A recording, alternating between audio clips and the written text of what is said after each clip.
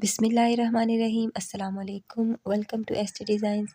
आज की वीडियो में मैं आपको लाइनिंग के साथ शिफॉन की कमीज़ सीने का तरीका बताऊंगी कि आपने लाइनिंग किस तरह से अटैच करनी है, बहुत ही आसानी के साथ, और इसमें कोई झोल वगैरह भी नहीं आएगा, कोई प्रॉब्लम आपको सीते हुए भी नहीं आएगी। तो बहुत ही आसान तरीका है, ये आप देख सकते हैं कमीज़ की फिनिशिंग कितनी अच्छे से हुई हुई है और इसको अटैच करना बहुत ही ज़्यादा आसान है। तो चलिए वीडियो स्टार्ट करते हैं। सबसे पहले मैंने लाइनिंग को दरमियान से फ़ोल्ड करके अच्छे से प्रेस कर लिया और ये सेंटर में क्रीज़ बना ली है। ये फ़ोल्डिंग वाला हिस्सा है और इसकी लंबाई तैयार शर्ट की लंबाई से 2 इंच कम रख के मैंने कटिंग की है। इसी तरह बैक के पार्ट के लिए भी ये देखिए मैंने ये पीस कट किया है और लाइनिंग को मैंने सेंटर से फ़ोल्ड करके अच्छे से प्रेस कर लिया। अब ऊपर नीचे रखेंगे और सबसे पहले शोल्डर की मार्किंग करेंगे। अपनी मेजरमेंट के मुताबिक आप मार्किंग कर लें। मैंने 7.5 इंच पर निशान लगाया है। आर्म होल के लिए भी मैं 7.5 इंच पर निशान लगाऊंगी। चेस्ट का चौथा हिस्सा मार्क करेंगे, जो कि मैं यहाँ 10.5 इंच पर मार्क कर रही हूँ। ये 42 इंच चेस्ट साइज़ के लिहाज से है। ऊपर से तकरीबन 14 से 15 इंच पर हम कमर के लिए मार्किंग करेंगे। इस पॉइंट पर कमर का चौथा हिस्सा मार्क करेंगे, जो कि मैं यहाँ 9 इंच पर लगा रही हूँ। 36 इंच वेस्ट के लिहाज से ऊपर से 21 इंच पर हिप के लिए मार्किंग करेंगे और यहाँ पर मैं 11 इंच पर निशान लगा रही हूँ 44 इंच हिप के लिहाज से। तो तमाम मार्किंग हमने लाइनिंग के ऊपर पहले कर लेनी है। दामन पर भी हम वही निशान लगा लेंगे।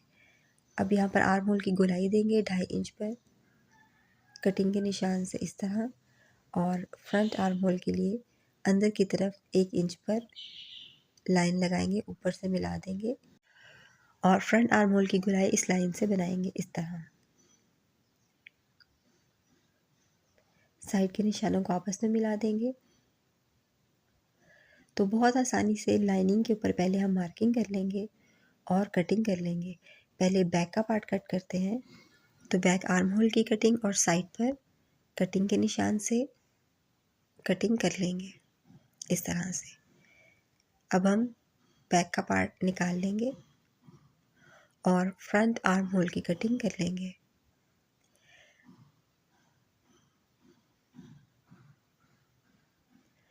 इस तरह से लाइनिंग पर हमारे फ्रंट और बैक दोनों पीसेस की कटिंग हो गई है। अब हम शिफॉन का जो फैब्रिक है, मेन फैब्रिक, वो लेंगे और इसी पैटर्न पर कटिंग कर लेंगे। शिफॉन के पीस को भी मैंने, ये देखिए, चौड़ाई मैंने जितनी लाइनिंग की थी उस हिसाब से मैंने लेकर सेंटर से फोल्ड करके अच्छे से प्रेस करके क्रीज़ बना ली है। सिर्फ इसकी लंबाई लाइनिंग से 2 इंच ज़्यादा है, चौड़ाई बराबर है। सेंटर से प्रेस करके अच्छे से निशान बनाना है। अब हम फ्रंट का पार्ट इस तरह से ऊपर रखेंगे और पैटर्न के मुताबिक कटिंग कर लेंगे। इस तरह कटिंग करना बहुत आसान होता है, बजाय आप दोनों शिफॉन के पीसेस भी और लाइनिंग के भी इकट्ठे 4 लेयर्स रख कर कट करें, जो कि ऑन फोल्ड 8 लेयर्स बन जाएंगी। तो कटिंग करते हुए मुश्किल भी होती है और कपड़ा भी आगे पीछे हो जाता है। बिल्कुल इसी तरह से मैंने बैक के पार्ट के लिए भी ये शिफॉन के पीस को फोल्ड किया है, अच्छे से सेंटर से प्रेस किया है। अब हम बैक का पार्ट रखेंगे, लाइनिंग वाला, जिस पे हमने अपनी मेजरमेंट के मुताबिक कटिंग कर ली थी, और इसी को पैटर्न रखते हुए शिफॉन को भी कट कर लेंगे बहुत आसानी से। फिटिंग के निशान पर नॉच लगाते हैं, वो मैंने बाद में लगा लिए थे, वो मार्किंग करते हुए ही लगा लेने चाहिए। ये देखिए मैंने यहाँ पर भी मार्क कर लिया है और इसको ओपन करेंगे। अब सबसे पहला काम आपने ये करना है कि लाइनिंग का जो दामन है इसको फोल्ड करके सिलाई लगा लेनी है। सिर्फ दामन को फोल्ड करेंगे 2 बार और सिलाई लगा लेंगे। सिलाई देखिए मैंने लगा ली है। अब बिल्कुल अच्छे से सीधा इसको खोल के बिछाएंगे। इसके ऊपर शिफॉन का पार्ट रखेंगे। ये फ्रंट है तो फ्रंट पीस के ऊपर फ्रंट का पार्ट रखेंगे। दोनों की सीधी साइड्स ऊपर को हैं। अच्छे से बराबर मिलाकर सुई धागे से बड़े बड़े टांके लेकर दोनों पीसेस को आपस में अटैच कर लेना है। यहाँ पर जो पिन्स होती हैं वो भी लगाई जा सकती हैं, लेकिन पिन्स के प्रॉब्लम ये होगी कि जब आप सिलाई करेंगे तो आपको उसको निकालना भी पड़ेगा। तो ये धागा आप एक बार सुई धागे से इसको इस तरह बड़े बड़े टांके ले लें तो आपको बहुत आसानी हो जाएगी। आपको सिलाई करते हुए भी कोई प्रॉब्लम नहीं आएगी, आपको निकालना भी नहीं पड़ेगा। ये देखिए, आप टाँकों का साइज़ देख रहे हैं, मैं बड़े-बड़े टाँके लगा रही हूँ। दामन पर ये सुई धागे से आपने टाँके नहीं लगाने, साइड्स पर, ऊपर के हिस्से पर, आर्म होल पर सिर्फ हम यहाँ पर ये टाँके लगाएंगे। तो ये देख लीजिए, इसी तरह से बैक के पार्ट पर भी हम आर्म होल और साइड्स पर और शोल्डर के हिस्से पर सुई धागे से हम ये बड़े बड़े टाँके लगा लेंगे।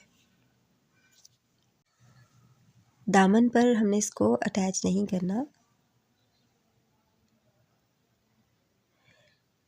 इस तरह से लाइनिंग और मेन फैब्रिक बिल्कुल एक पीस बन जाएंगे और इसके बाद आप सिलाई बिल्कुल इस तरह से करेंगे जिस तरह से आप सिंगल कपड़े की सिलाई करते हैं।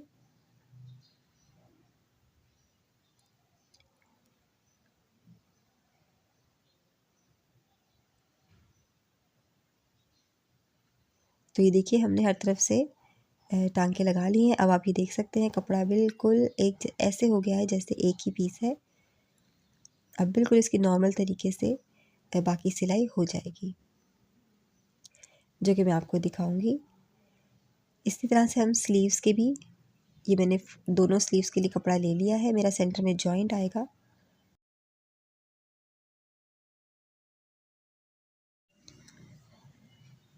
मार्किंग करेंगे। मैंने जॉइंट का हिस्सा निकालने के बाद आगे से 7.5 इंच पर निशान लगाया है। स्लोप 4 इंच की देंगे और बैक आर्म होल के लिए गोलाई देंगे। दामन से जितनी भी चौड़ाई रखनी हो उतने पर निशान लगाएं, ऊपर के निशान से मिला दें और साइड पर मार्जिन रखते हुए कटिंग करेंगे इस तरह से। ये मैंने जॉइंट अटैच कर लिया है। दोनों स्लीव्स की सीधी साइड्स आपस में मिलाकर फ्रंट आर्म होल के लिए हम एक ही बार कटिंग करेंगे इस तरह और निशान लगा लेंगे जिससे पता चले कि ये फ्रंट साइड है। अब स्लीव्स पर भी हम लाइनिंग अटैच करेंगे। लाइनिंग हाफ स्लीव्स रखी जाती हैं, तो ये मैंने लाइनिंग के 2 पीस लिए हैं और इस तरह स्लीव के नीचे रखेंगे और इसके मुताबिक कटिंग कर लेंगे।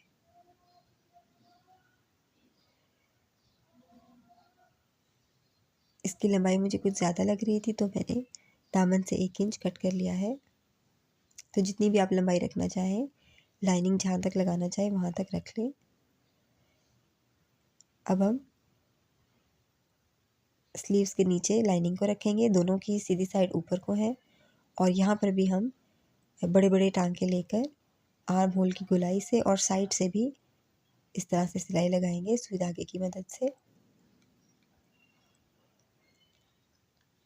साइड से मैंने सिलाई इसलिए नहीं लगाई क्योंकि पहले लाइनिंग को 2 बार फोल्ड करना है और उसके बाद साइड से भी आप टांके लगा लें। अब हम नेक बनाएंगे। ये देखिए, फ्रंट का पार्ट है, सेंटर पर प्रेस से निशान बना हुआ है, मैंने मार्क भी कर दिया है। इस तरह से नेक लेकर हम सेंटर में रखेंगे, जिस तरह से हम सिंगल शर्ट की सिलाई में करते हैं। पिन्स लगा लेंगे और बुकरम के किनारे सिलाई लगा कर इसको उल्टी तरफ पलट लेंगे।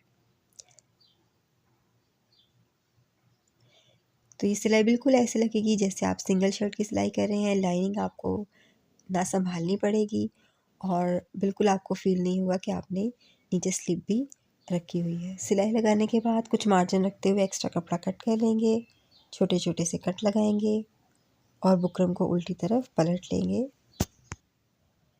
और यहाँ पर भी सिलाई लगाकर इसकी फिनिशिंग कर लेंगे। तो ये देखिए, मैंने नेक की फिनिशिंग कर ली है। अब हम फ्रंट के ऊपर बैक का पार्ट रखेंगे, सीधी साइड्स को मिलाकर और शोल्डर की सिलाई लगा लेंगे।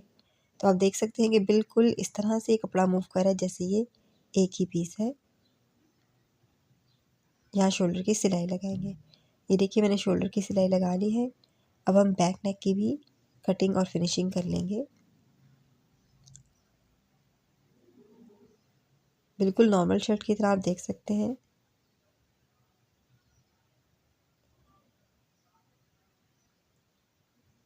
यहाँ इसको ओपन करने से पहले पिन्स लगा लेंगे। लाइनिंग को मैंने फोल्ड करके नीचे रखा है और इसी पैटर्न के मुताबिक इसकी भी कटिंग कर लेंगे।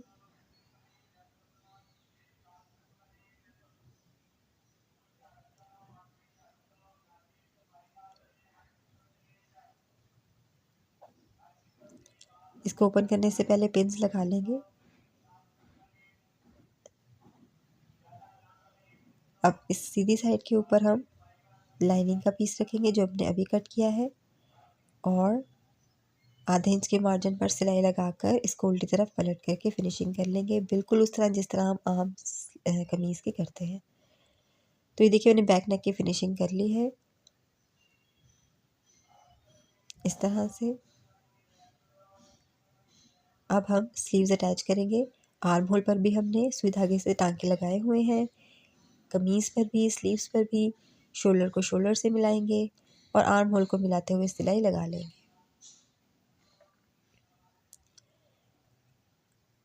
तो ये देखिए बिल्कुल इस तरह से हम सिलाई करेंगे जैसे हम सिंगल शर्ट की सिलाई कर रहे हैं। बहुत आसानी से ये पूरी कमीज सिलाई हो जाएगी। टांके लगाने से कपड़ा अपनी जगह से हिलता नहीं, इसलिए बहुत आसानी हो जाती है। तो देखिए हमने स्लीव्स अटैच कर ली हैं और मैंने स्लीव के दामन की भी फिनिशिंग कर ली थी। 2 बार फोल्ड करके सिलाई लगा ली है। दोनों स्लीव्स अटैच हो गई हैं। अब हम फ्रंट और बैक को आपस में मिलाएंगे।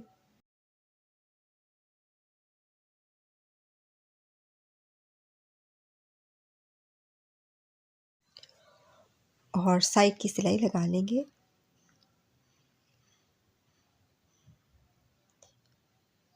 यहाँ पर आप 3-4 जगहों पर पिन्स लगा लें। और ये देखिए बिल्कुल जैसे नॉर्मल शर्ट में करते हैं हम, चौक की फिनिशिंग भी इस तरह से 1 बार 2 बार फोल्ड करेंगे और सिलाई लगा लेंगे। तो ये देखिए मैंने साइड की सिलाई भी लगा ली है। और तमाम शर्ट की सिलाई लगाने के बाद ये जो हमने सुई धागे से टांके लगाए थे वो धागा आप निकाल सकते हैं। तो बहुत आसानी से निकल जाता है क्योंकि हमने इसमें कोई भी नॉट वगैरह नहीं लगानी। ये धागा भी हमने निकाल लिया और आप देख सकते हैं कि हमारी कमीज़ कितनी अच्छे से सिलाई हुई है। कोई इसमें झोल वगैरह नहीं है और परफेक्ट फिनिशिंग के साथ और आसानी के साथ ये सिलाई हो गई है। बिल्कुल हमें दोनों कपड़ों को अलग-अलग संभालना नहीं पड़ता। तो ये बहुत आसान तरीका है कटिंग करने का भी और सिलाई करने का भी। तो वीडियो अच्छी लगे तो इसको लाइक कर लीजिए, चैनल को सब्सक्राइब कर लें। मिलते हैं अगली वीडियो में किसी अच्छे से नए डिज़ाइन के साथ। तब तक के लिए अल्लाह हाफ़िज़।